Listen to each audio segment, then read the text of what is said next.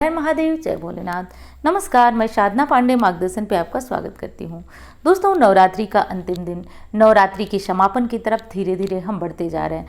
माता रानी का अंतिम दिन होता है नवरात्रि की अष्टमी और नवमी।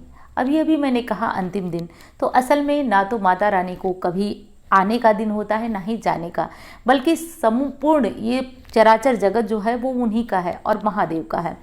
तो ये जब संपूर्ण सृष्टि की रचना की है तो ना इनके आने का दिन है ना जाने का। फिर भी हमारे शास्त्र कहते हैं कि नवरात्रि के प्रतिपदा को माता का आह्वान होता है और अष्टमी नवमी भी विसर्जन करते हैं। तो आज जो विसर्जन की एक विधि है, पूरी प्रक्रिया है, वो जानेंगे कि आप एक गलती करते होंगे। बहुत सारे लोग तो नहीं, देखिए मैं ये नहीं कहती हूँ कि बहुत सारे लोग गलती करते हैं, लेकिन जो हमारे छोटे छोटे बच्चे आजकल व्रत रख रहे हैं, हमारी बहनें हैं, उनसे कुछ भूल हो जा रही है। और कुछ आपके प्रश्नों से मुझे ज्ञात हुआ है कि आप लोग क्या क्या गलतियां कर सकती हैं। तो गारंटी से बता रही हूँ कि हर परिवार, हर व्यक्ति के लिए ये वीडियो सुनना बहुत ज़रूरी है। क्योंकि देखिए, माता रानी बहुत ज़्यादा प्रसन्न होती हैं और कहा जाता है कि जब वो प्रसन्न होती हैं तो भक्त के भंडारे भर जाते हैं, और जब वो अप्रसन्न होती हैं तो देखिए कुछ देवी देवता जो होते हैं, मैं थोड़ा सा अपना टॉपिक बदल रही हूँ, माफ़ करिएगा।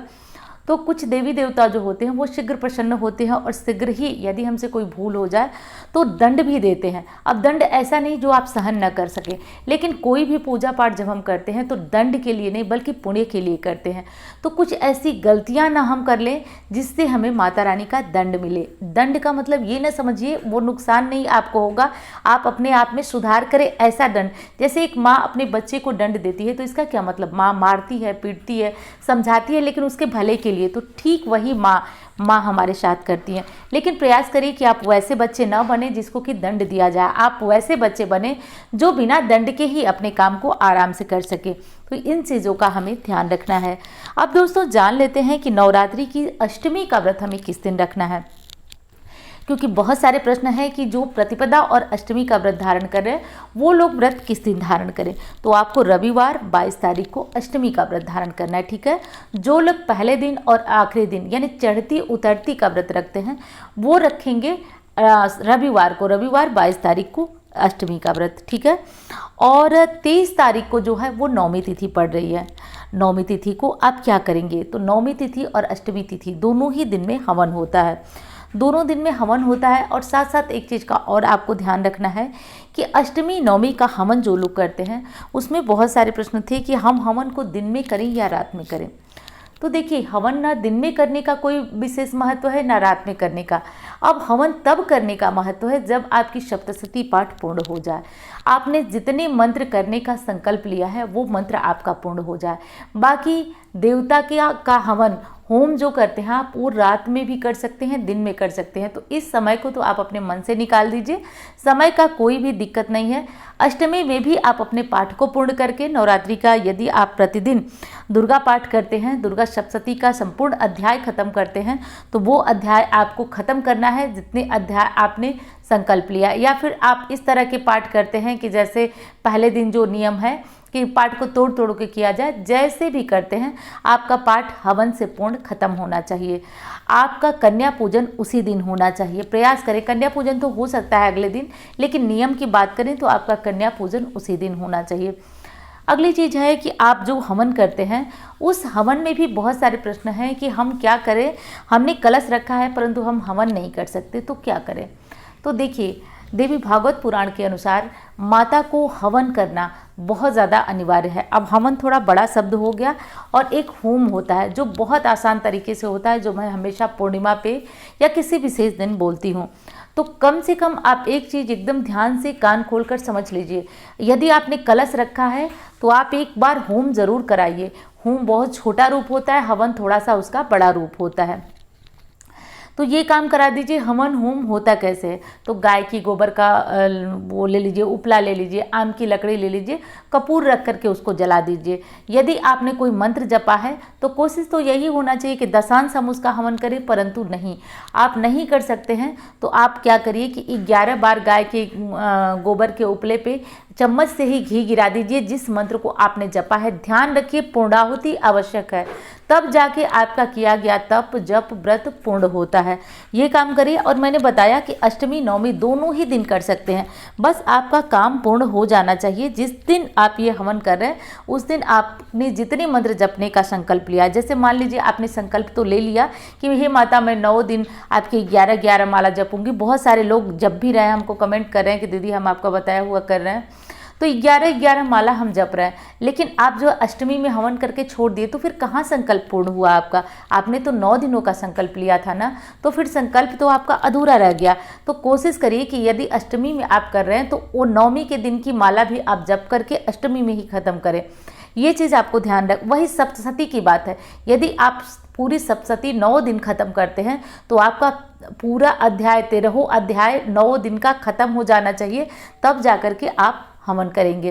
तो जैसे भी है आप मेरी बात समझ गए होंगे कि जो आप लिए हैं संकल्प पूर्ण होने के बाद, संकल्प पूर्ण करने के बाद ही आप हवन करिए। ये ही एक नियम है जिससे कि आप अपने किए गए पूजा पाठ का पूर्ण फल प्राप्त कर सकते हैं।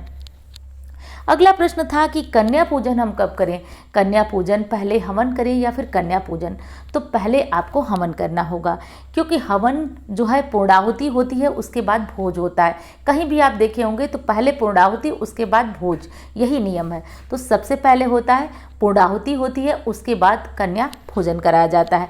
या कन्याएं आपको न मिले तो आप मंदिर में जाकर दें, अपनी ही एक कन्या है तो उसका पूजन करें, आसपास में 1-2 मिल रही हैं, 9 नहीं मिल रही हैं तो पूजन करें, जो भी विधि है, लेकिन पहले हवन खत्म करिए।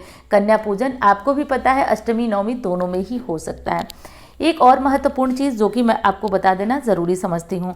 अब दोस्तों एक महत्वपूर्ण चीज़ क्या है वो भी मैं आपको बता रही हूँ। देखिए, कन्या पूजन और हवन करने के बाद, ये प्रश्न बहुत ज़्यादा ध्यान से सुन लीजिए आप लोग।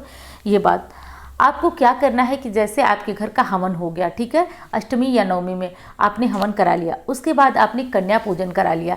अब आप सब कुछ कर लिए और आरती आपने पहले कर ली है, तो ये मत करिएगा।